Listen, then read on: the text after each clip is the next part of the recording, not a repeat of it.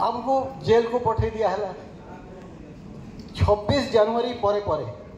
आमे पुणी बेल पर एप्लिकेशन करूँ कारण हमको सेंटर निर्देश होता कि जो मैंने जेल में अच्छा 26 जनवरी है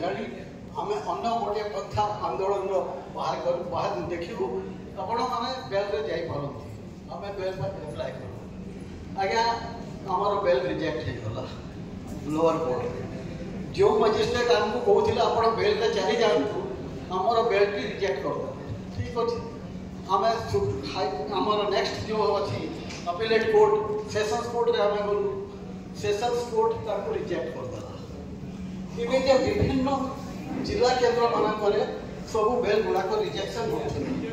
आमको लगिला कि गोटे तार भितर कि गोटे अदेखा हाथ काम करुँच जद्वारा कि आमर बेल गुड़ाक सब रिजेक्ट हो जापर आम हाईकोर्ट को गलु हाईकोर्ट रे आमर वकील थे बैरिस्टर रंजीत महांती